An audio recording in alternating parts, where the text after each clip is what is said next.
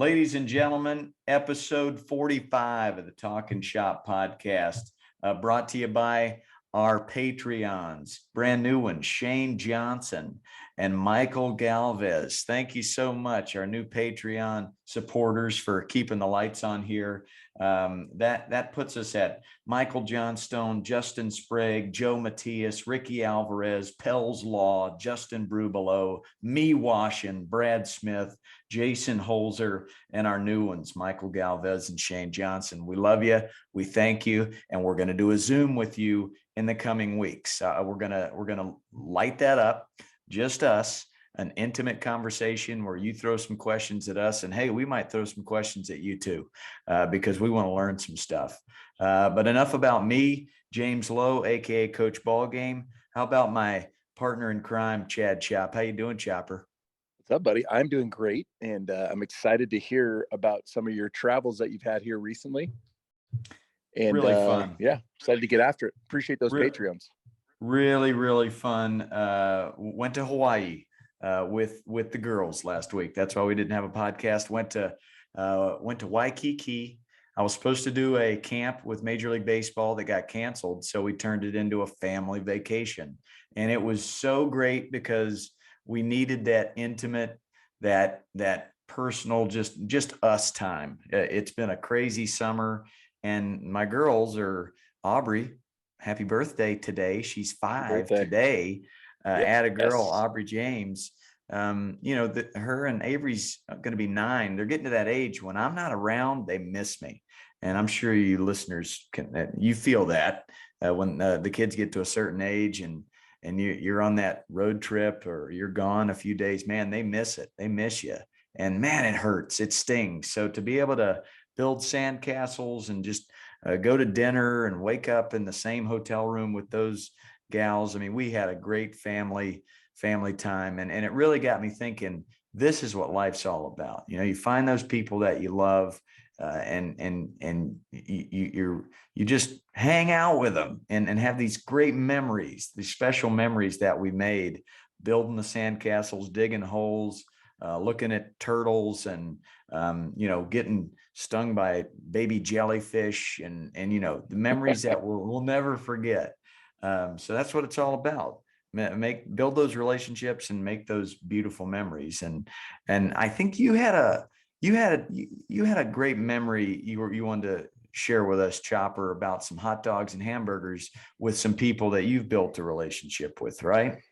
Man, it was really cool. A couple weeks ago, Sunday afternoons, we do like a scrimmage. So we're right at the base of Mount Lemons. This beautiful view. You feel like you can touch it. It's like a picture. And this is your team. Which team is this of yours? This is the 10U. So these are the little baby pups.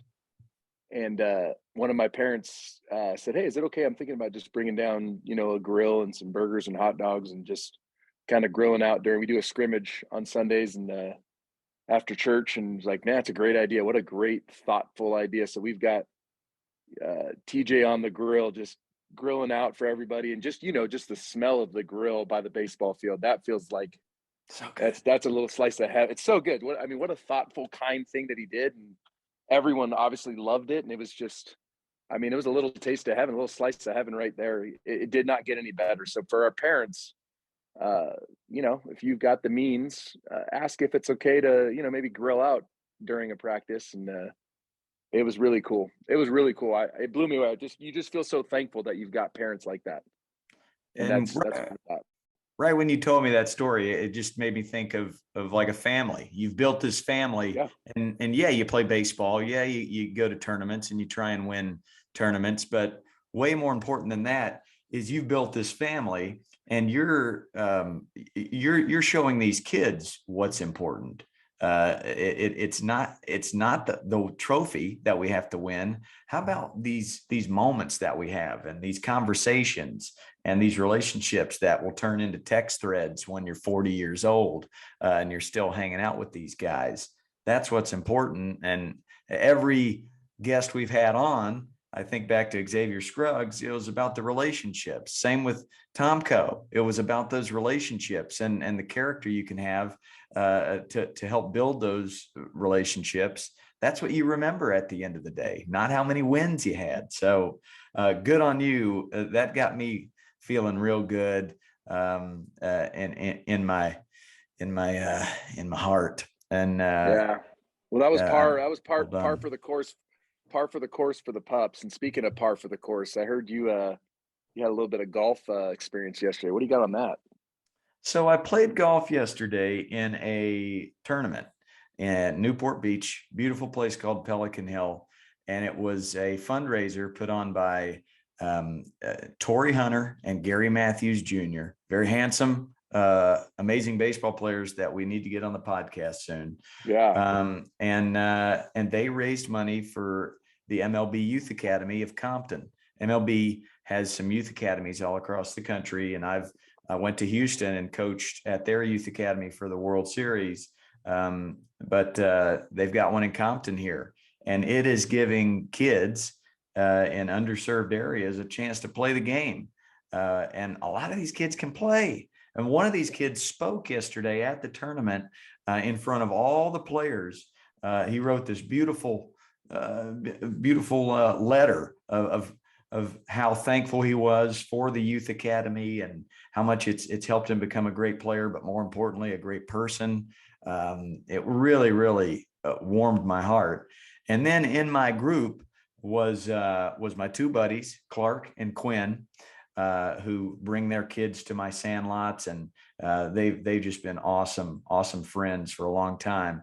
And then a guy named Nick Punto, World Series champ, who is going to be on the podcast in a few weeks. Actually, he's upcoming. And then Albert Pujols was also in Wow. the group, so I got to Heard of play him. a little golf with him. Heard of him, and man, I, I mean, just the Albert part's a bucket list moment.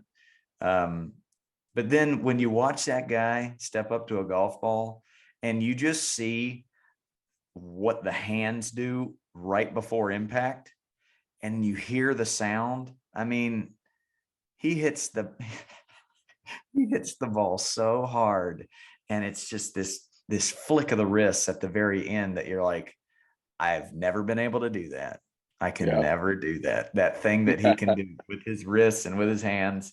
But there were moments when I saw him hit a drive like 320 yards, and it's like, gosh, I feel like a catcher. I feel like I'm right here behind home plate, just watching this Yeah. great, one of the best of all time, just hit this golf ball with a slight draw, 320. Um, he had to leave a little early, but he eagled a par four on his own ball, drove the par four, 325 carry to about 12 feet, made the putt by himself. And then he drops a 9-iron to about 8 feet, makes the putt for birdie. And he's like, I got to go, guys. You carry the torch from here. Nick Punto drives it even further than Albert. Unbelievable. He was a switch hitting infielder for many teams, won a World Series with the Cards. But he's a righty on the golf course, and he just pounds it. And we shot 17 under. I was the worst golfer in the group by far, and I felt so good about that. Yeah. And I just tried to make some putts, but hey, it was for the great cause of the Youth Academy. But I don't like not winning. I like winning, and it was nice to win. So that was an epic day that wouldn't have happened if we didn't show up, brother. That's awesome. I love it. And you told me a little bit about it last night, and it's just cool. It's for a great cause, as you said, and it's just fun getting out there. And Pelican Hill's insanely nice. I played in a tournament there once as well, and it's very, very beautiful course. Right by the Picturesque. bosom of the Pacific Ocean there. Man, oh man, I got to meet Gary Templeton, Yeah. who was traded for Ozzie Smith, great player. Torrey Hunter, and everybody was saying this about him, and I could see it firsthand. One of the nicest, most positive, uplifting people in the game. I mean, he's just joy incarnate. So the fact that Would he's love to have passionate him on the about this pod. youth Yeah. academy, we'll wiggle our way in there somehow and get Torrey on. That'd But be I think great. he'd be a great guest to really talk about positivity which is something that my Dallas boots on the ground. We called him the Coach Mayor of Dallas, but it's Michael Green. And first of all, give him some snaps for setting up my sandlot in Dallas. Had about 65 kids. Had kids come from Amarillo, which is about 5 hours away. Had people come from Brandon Belt's hometown of Lufkin, which is about 2.5 hours Mm-hmm. away. And some of those parents volunteered to help coach. One of those parents from Lufkin went by the nickname Coach Pigskinner. And I'm just gonna guess how he got that nickname there in Lufkin, Texas. He brought the joy. Other assistant coaches there, just Dr. Nice and Coach Brown University and Coach Big Hoss and Coach Longhorn. A lot of these kids, they'd actually lived here in California and then moved, because of one reason or another, the families have moved to the Dallas area. So I got to see a lot of familiar faces, but a whole bunch of brand new ones. And my boots on the ground, he dialed it in. It was cold at the very beginning, but once again, to go to a different town and just do what we do, coach in a positive way, people are thirsty for it. They soak it up. They loved every minute of it. And but at the same time, my boots, he sent me a list of topics to talk about today, because he kind of feels like he's in the minority in his area, and he coaches travel ball for his son, and just his little league there in the area. Just everybody is still kind of drinking that Kool-Aid of win at all costs. And he threw some really insightful topics out. So I thought we could discuss these, Chopper. What do you think? I'm excited. I can't wait. Let's tackle these one by one and try to help out. Is that Coach Pigskinner you said? Well, Pigskinner's in Lufkin, but this is Oh, the mayor. This is the the mayor. mayor. Yeah, the Mayor. mayor. He Okay. really strong boots on the ground there in All Dallas right. for me. But Coach Mayor, let's he do it. he says there's a lot of things that we do as parents and coaches that are obviously putting pressure on our kids to perform or be good at baseball or any other sport. Everyone agrees that the obvious things are bad, but there are also other things we don't see as obvious. Here's one that's not so obvious. The parent coach that hovers over their own kid during practices or games. They don't yell, but it's a constant presence of someone nitpicking your every move. So this isn't a coach, this is a parent. And we can call them the fence grabbers. They're grabbing that fence and they're really hovering. It's not the blatant, come on, elbow up, don't strike out. They're not yelling, but they're just a constant presence and just a quiet little nitpick here and there. Yeah. What do you say to that? What do you say to that parent? And maybe let's go with, what do you say to that coach that has that parent? Let's start there, and then maybe some advice for that fence grabbing parent. Yeah, as a coach, it's one of those things where you want to have a one-on-one with the parent and just say, "Hey, I know where it's coming from. This is coming from love, but you have to trust us as coaches, and just give them that space to learn and to fail and to be okay to fail and not have this constant fear of, let's keep that separation of being a dad and that love that you have versus you want him to be good at the sport. That's great, but you trust us as coaches, so let us coach your kid, and we'll honor that trust you've given us. But um, you got to do it a different way. Now, from as a parent, I because I love watching Boaz. Like I love watching, but it is not to nitpick. To me, it's almost like if I could make some popcorn, it's like watching a movie because I'm just blown away with him. So I watch everything he does, but almost in amazement. So it's a totally different vibe. I'm not nitpicking. I just don't want. I'm turning to Aerosmith. I don't want to miss the thing from Armageddon. So with parents, if you're doing that, that's different. I think your kid, your son or daughter will know, like, man, my mom and dad, they love me. And that's what it is. It's like, I'm blown away with everything that kid does. I'm on the fence, but it's watching in awe. It's not like, how can I correct this or, overstep my bounds as a coach? I'm there to encourage him and his teammates.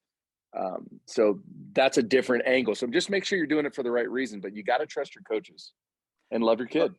Nah, I love it. Start from the coach's perspective. Love what you said at the top is you can't combat fire with fire. You got to come at them and say, hey, I did the same thing early on. Yep. I know why you're so present and grabbing onto Yep. that fence. It's out of love, but it is not productive right now. It's not helping that kid get better. It's actually stalling the progression, making them a little worse right now because they're so worried about what you're going to think. And then, yeah, I love that lens that you watch Boaz from. It's that lens of, man, I just love this kid. And if you can look through those shades, then I mean, all the nitpicky stuff, it's not even going to come because you're just you're there for the popcorn and the joy. I love that, man. I do the same thing with my kids when they're dancing. I'm not there Yeah. to. There's no reason for me to throw any shade their way. Let me sit back and be in awe. So do that, parents. Sit back in your lawn chair, as my awesome dad did with his unbuttoned Hawaiian shirt and his wild cherry Pepsis, and just be in awe of everybody, not just your kid. Yep. Like watch all the players, and because those are your kids' friends. Those are the kids that are there. They could possibly spend more lifetime with them than you. So really get involved with those kids too. And I think on the car ride home, if you're talking about how much joy you gave me as a parent and how much joy your friends gave me as well, I think that could help build your relationship. So great. That's number one, is that that parent that's nitpicking every little move. How about topic two here? And these are all pretty Before we go connected. there, Coach, Yeah, please. if I could, I'm just going to add one more on that, just because we had a really cool moment on Saturday. A lot of the kids that I coach in baseball, they're all on the same flag football team. So they had a game on Saturday where, and this is a big group of kids. So there's two teams. They're both in the same league. They're both undefeated. They're very good. Coach Barry does a great job with them. And they're super respectful, great kids. Well, these two undefeated teams that they all practice together during the week, they had to play each other. So these are the same kids that I get to watch in awe, on the baseball field and Bo and all this good stuff. So they're playing against each other. And Boaz is the quarterback for the younger team, and then the older, that's grades 3 and 4. So the third grade team versus basically the fourth grade team, and back and forth game. Just I mean, genuinely, every single play there's something to cheer for because one team had the completion, other team had a great stop. It was unbelievable. So all of us as parents, it was so fun, and it came down to the wire. Bo's team lost by 6 or 7, but it was unbelievable. And driving home was like, Bo, that was the most fun I've seen in a long time, because you just had an opportunity to love on a kid on every single play. It was either great catch or great stop, great run, great this. It was really cool. They're going to play again on Saturday because it's playoffs. But all of us as parents, we were just so thankful. It wasn't about the win or the loss. It was about just being, this sense of like admiration for the coaches and for the kids. And just for this moment in this really weird time we're living in, where we could just have no stress and just all joy watching our kids play. Yep. It was really cool. Hamburgers, hot dogs, popcorn, joy. Go that route, man. Topic two, how about the parent that constantly chirps directions, not necessarily negative things, but just chirping directions from the bleachers? And this is pretty connected to the fence grabber, but what about that chirper in the bleachers? How does a coach approach that?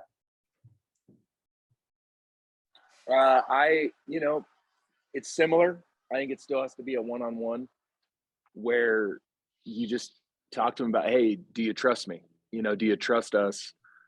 You don't want too many voices at once that can mess your kid up. So I know you love them. I know you have them on our team because you think we're the right place for your kid, but if that's the case, trust us, and if you're the coach, make sure you're prepared and make sure you are given the right instruction so that you don't open that door for, if you're saying weird stuff and a parent has to correct it, well, that's kind of on you as a coach. But I know for you, Coach Ballgame, and for myself, we're teaching it the right way. And sometimes you see something that a kid does wrong, but that's not the time to correct it. That's the time to encourage him. And the other stuff, you're not going to fix it in game. So you just make a note of it and you're going to work on that with the kid the next week or the next practice. But yeah, it's about being respectful towards the parent and just reminding him why he's there and why you're there. And we both have roles. And parents, you did a really great post on this a while back. As parents, your job is just to cheer and applaud and encourage. And if you're going to be loud and vocal, it better just be a positive thing. And if you don't have something nice to say, don't say anything. Walk away. So yeah, I mean, obviously, it all starts with an email to the whole team, getting on the same page. We have a coaching staff here. The coaches coach, and parents, please eat popcorn and chill out and just say happy things. And that's the expectations. Now, what I'm finding is that that email either wasn't read by all the parents or is just thrown away. And then there's got to be that second email, and then that third email, and then I think what we're getting to is this parent that just continues to kind of be counterproductive towards the kid's progression. And so that's where the one-on-one has to come in. And yeah, hey, do you trust me? Do you trust me to just be your child's coach right now? And then I do think you are right as far as building that trust with them. If they think they're right, then you need to let them know, no, you're not, and be confident in your voice. A lot of times these kids are 8, 9 years old, and the parent might be watching something that Mike Trout does now, but that's apples and oranges to what we're teaching your 8-year-old right now. Simplification is where we come from, me and you, Chopper, as far as the younger ages go. If you're teaching launch angle to an 8-year-old, if you're teaching the split fingered fastball to a 9-year-old, if you're teaching a baby to run sprints, it is not going to work out. So keeping things very simple, keeping it basic as far as balance. Start there. Start with that word balance. You want your kid to take this big step right now. Well, they're not going to be able to balance themselves.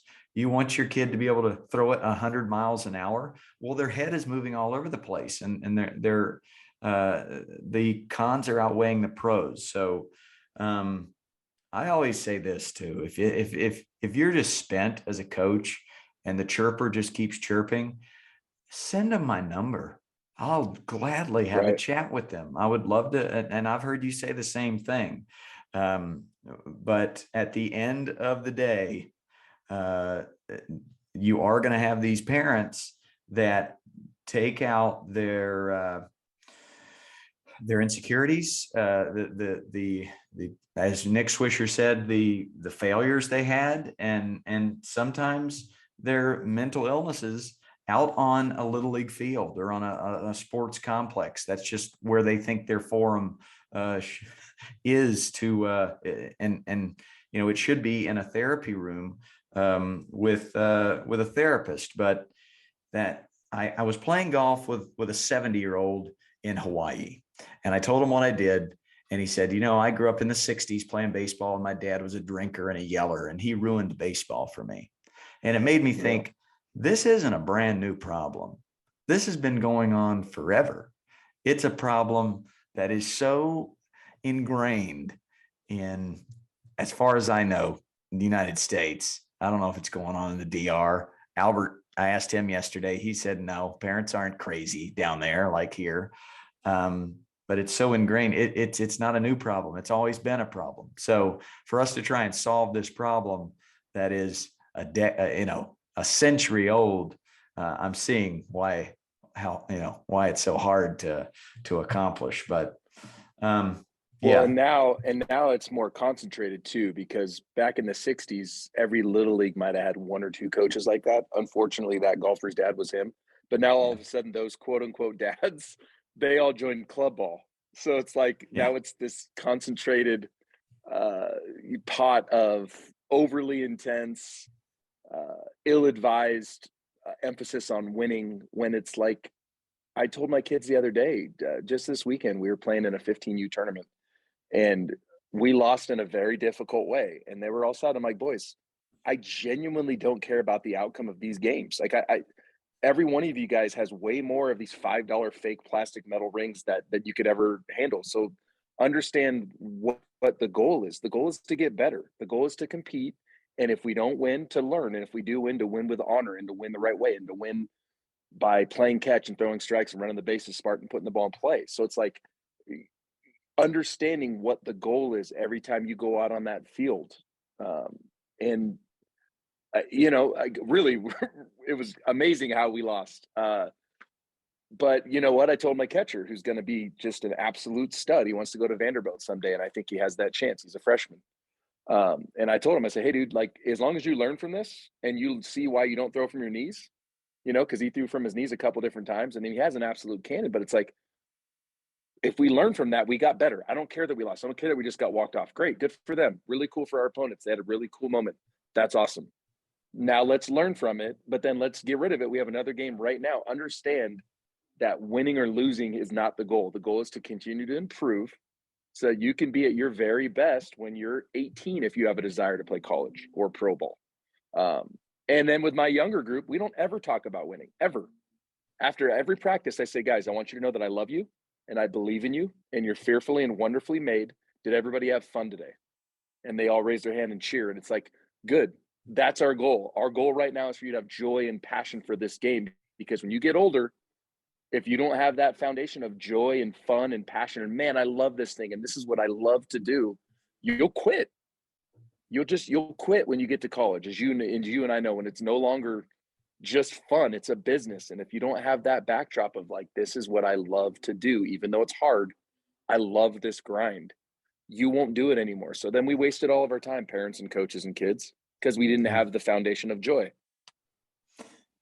The topic number three, these are all these first three are pretty connected, but I think it'll really put the answer for any coach out there dealing with these types of parents. It'll be a good nutshell answer. The kid that looks at their parents for affirmation before a play, after a play, all the time, to the point where they can't hear the coaches because they're so obsessed with looking at their parent for affirmation, even if the parent isn't talking. How do you approach that, Chopper? It's super unhealthy, right? So that would be something where I would recommend to the parents that they do something like your dad did, where you go out somewhere where you're not going to be seen and the kid can't default to looking at you for approval. There's clearly something that's, for lack of a better term, it's an unhealthy situation where you want to be able to have your kid be independent and learn and fail and get up and be able to be okay with that, and look to his coaches and his teammates or inward to realize that he's not defined by what he does on the field. He's defined by how he treats people and his character and his kindness, and he's loved one way or the other. And that would be my recommendation to that parent. And you preface it once again with, I know where you're coming from. You're coming from a place Yeah. of love. You love your dude. You love your daughter so much, and you just want them to do well. I get it. But yeah, then you throw the hard truth at them. This is unhealthy for them to be looking your way. So take the foot off the gas, walk away, get yourself some distance. Just give this kid a little more a chance to be more independent. And then when you go home, yeah, let's not critique too much. Let's not talk about what you're doing wrong with your swing or your hand path, because that's another topic that came right after that one, which is the over instructor at home.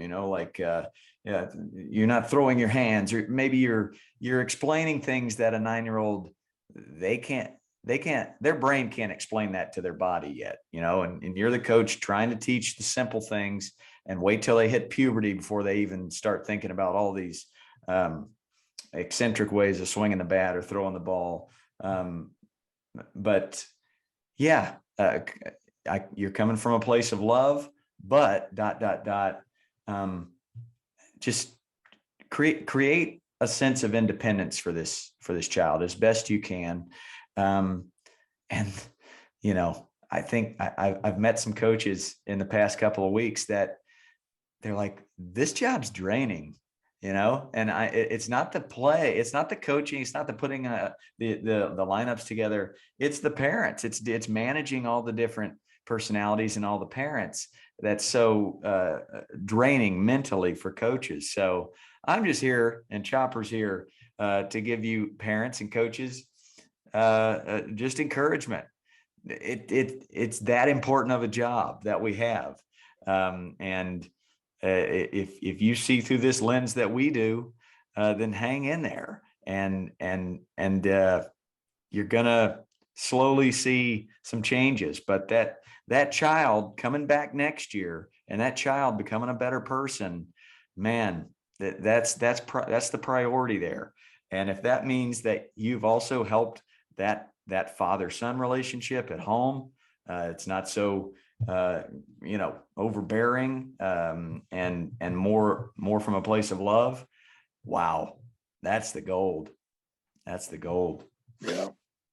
Yeah, and when you're making a team, or you're not just putting the kid on your team, you're putting the family on the team. So if you have a parent that is like taking the joy from you as a coach, you need to have an honest conversation with them and say, hey, if this doesn't change, you guys are going to have to find another team. And that's not because of anything other than I'm just out here doing the best I can for these kids. And if you are going to be that drain instead of that fountain, you can take that somewhere else with love and respect. You can take that somewhere else, because I've had a lot of people ask me like, hey, do you ever get burned out? No, I don't. I have parents and kids that I love. And yeah, sometimes we're tired, and I know you're tired sometimes too. But then as soon as you get to the field, it's like this cup of life or energy, because you see these kids and you see these parents, and they're counting on you to bring that same energy and vibe. So if you have anything holding you back, give them a warning. Hey, man, here's the deal. This is what we're doing and what I'm seeing, and we're not going to tolerate that. Or your culture is what you tolerate. We're not about that here. So I'm clearly going to give you grace in this moment. But if I have to bring it up again, you guys are going to have to take it somewhere else. And doesn't mean I don't love your kid and respect you, but we're not doing that here. How about the elite 9U player, Chopper, that where you're trying to find that balance of teaching elite skills, but not going too far or too fast? Do you have a way to gauge that, or a way to help a parent out that is like, but my kid's a stud? Yeah. Yeah. When your kid's a stud, I have that with Boaz. My kid's a stud.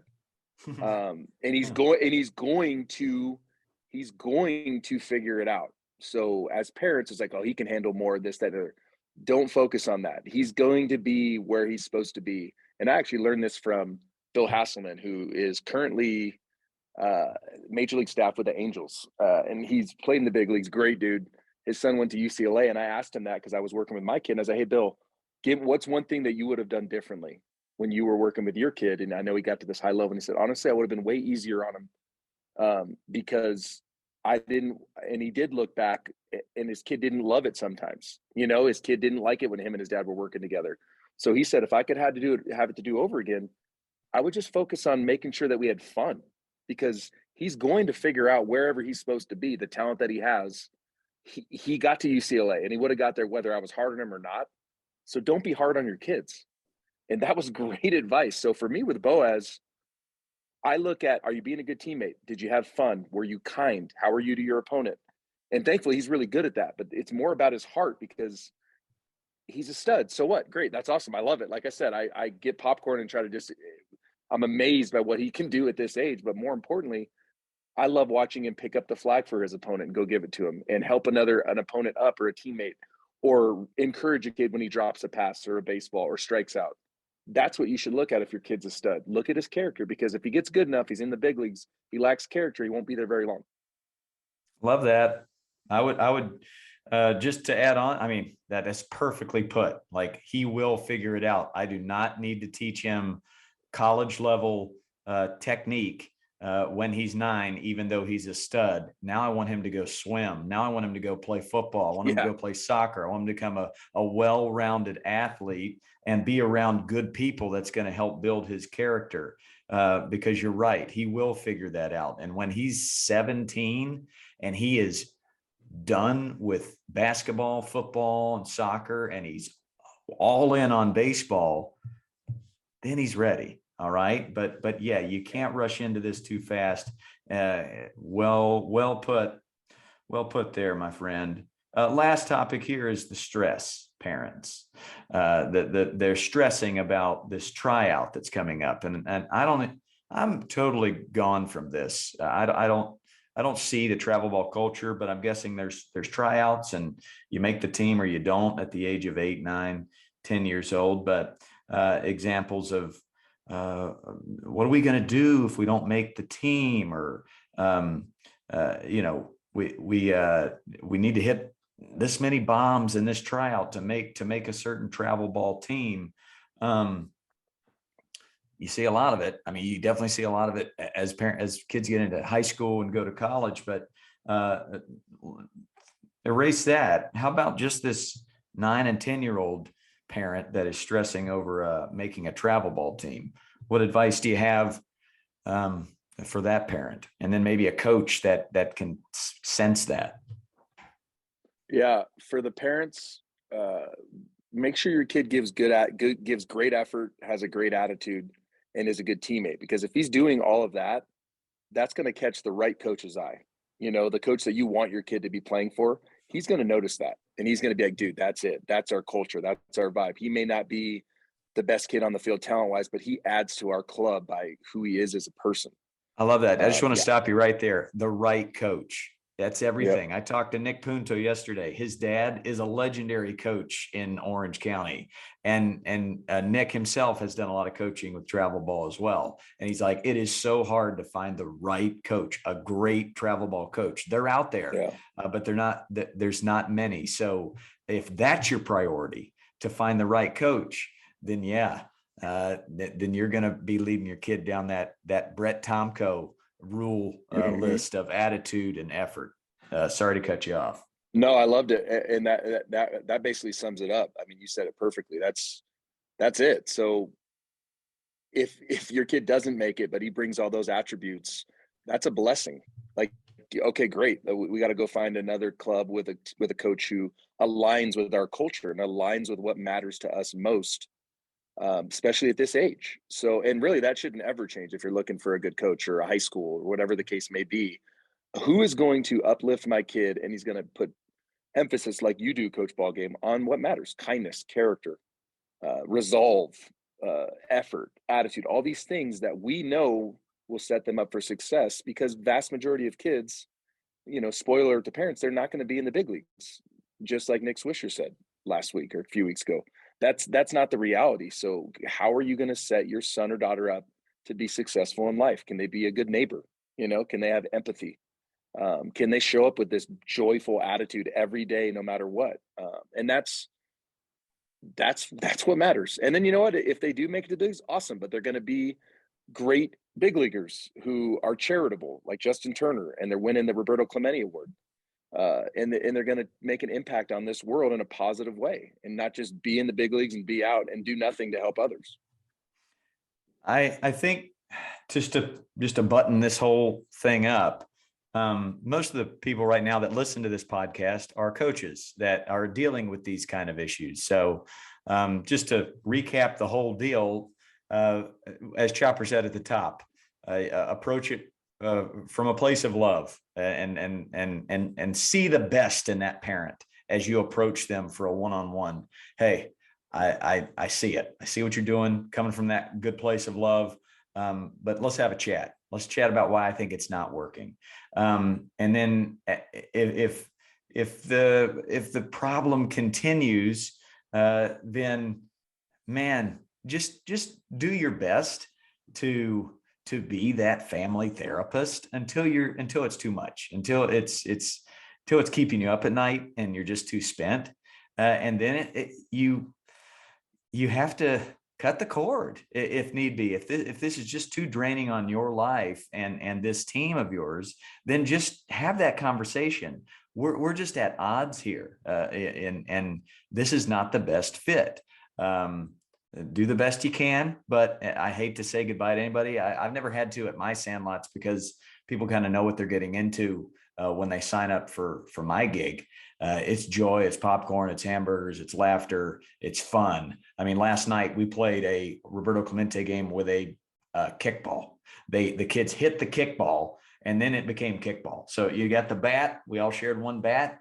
Bang! You hit that kick. The pitcher pitched the big kickball, and then we played that way. So everybody knows what's going on with the Sandlots. But as far as travel ball parents, man, I think, but before you say bye-bye, send them this podcast, send them the 15 core values episode first, and then send them the Albert Pujols episode, and then send them my number, because I'd really love to chat with them and ask them, why do you think your kid needs pressure? Because obviously by then, if they haven't listened to the email and they haven't listened to the conversation with the coach, who is staying up at night trying to give this kid a great experience, then I would want to ask them why. Where is that stemming from? And maybe that's the last question I'll ask of you on this topic,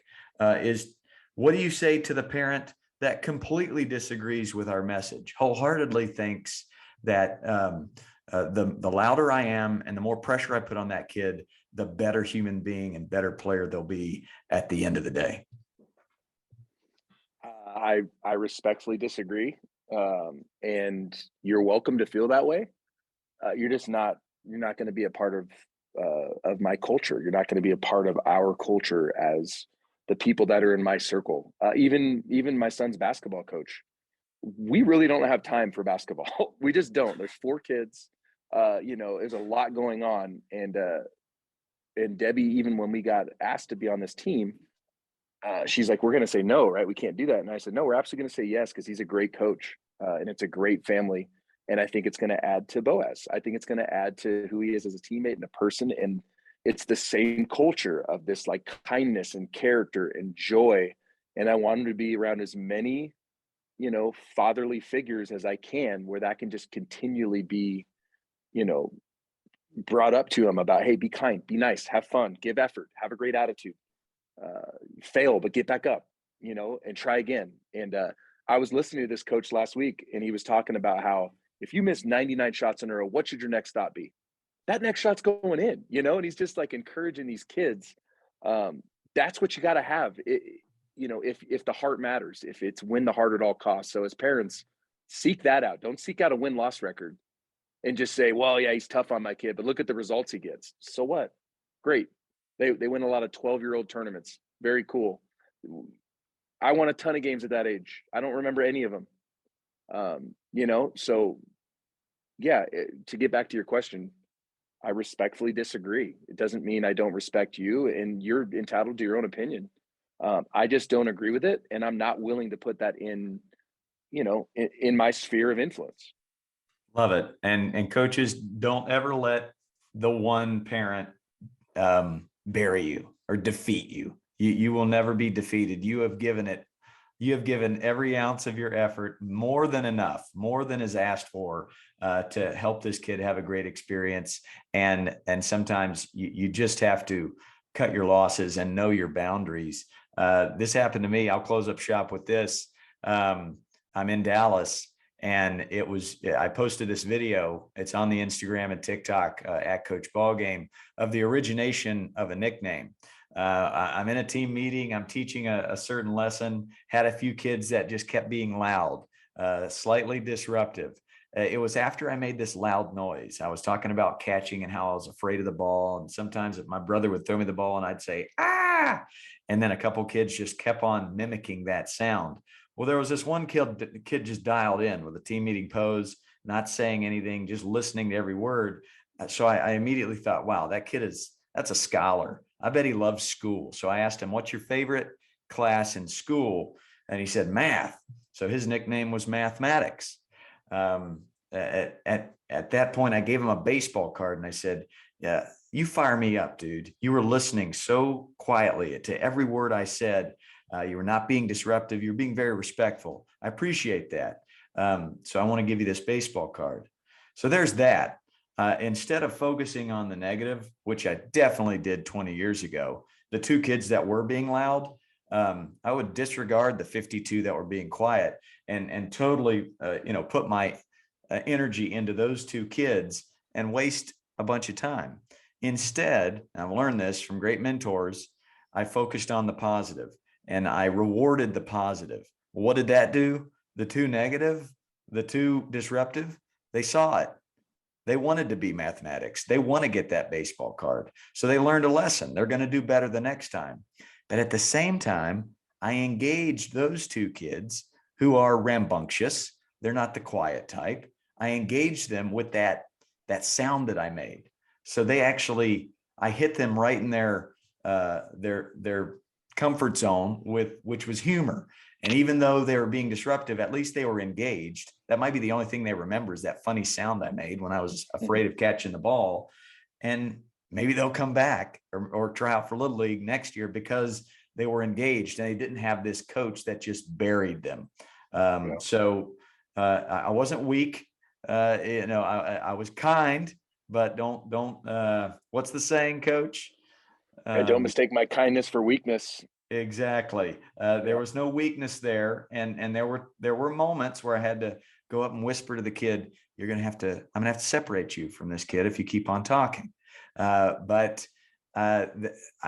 Man, I'm writing this book, dude. It's called What My Friends Have Taught Me.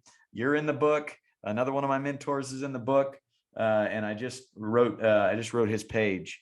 And I'll just leave it at that. It's a tease, but he really taught me a lot about rewarding the good and then just being confident that the disruptive or the disrespectful, they're going to notice that and they're going to learn from that. Lastly, any coaches out there, you want a good book to read? Joe Madden's book. I just finished it. The Book of Joe, also written by Tom Verducci, 3-time National Sports Writer of the Year. But I'm just going to read some of the chapter titles. And there are so many gems in this book. Like I'm going to read it again with a highlighter and just highlight every quote, every line that is like, holy cow, that is exactly what me and Chopper are preaching. But this is a lifer, Joe Madden. I mean, he played at Lafayette, played football and baseball, and then he played in the Angels organization as a catcher. And then he was a scout and a roving instructor, and he worked his way all the way up, rookie ball, all the way up the minors, bench coach forever. And finally, at the age of 53, became a manager for the Tampa Bay Rays, where he changed their culture. And then he goes to the Cubs and he changes the culture and wins, World Series. Chapter 1, whatever you put out there comes back to you. Chapter 2, be uncomfortable. He loves that idea of just being uncomfortable. Chapter 3, tell me what you think, not what you've heard. I love that. Chapter 4, if it comes to your mind, do it. Being confident in that inner voice. Chapter 5, try not to suck. I think we made some t-shirts about that. Chapter 6, the process is fearless. The process is fearless. Chapter 7, self-discipline is the key to leadership. He's got some great mentors that he had, and he talks about leadership. And I think I posted this on maybe my Twitter, that when leadership becomes punitive, it's not leadership anymore. I think we talked about it on the last podcast as well, but he's big on that. He had coaches that were sergeants and the Earl Weavers, and that there was a time for that back in the day, but not anymore. They're just going to shut you off if you coach that way. And we obviously talk about it weekly about how to not be punitive. Chapter 8, the 5 levels of being a professional. Chapter 9, attitude is a decision. Aim high. Never forget the heartbeat. Don't interfere with greatness. Let the lead bulls run. There's many more, but don't ever permit the pressure to exceed the pleasure. Love the book. Going to read it again. Every coach, it'll be food for you, just like this podcast is. Yeah, I thought we'd go 30 minutes, ended up going an hour. And my thanks to the mayor in Dallas, Coach Michael, for hey, you're on an island. You feel like you're all by yourself, preaching this chopper and ball game message in your community when everybody else is win at all cost and toxic. Be, as Joe Madden says, be uncomfortable.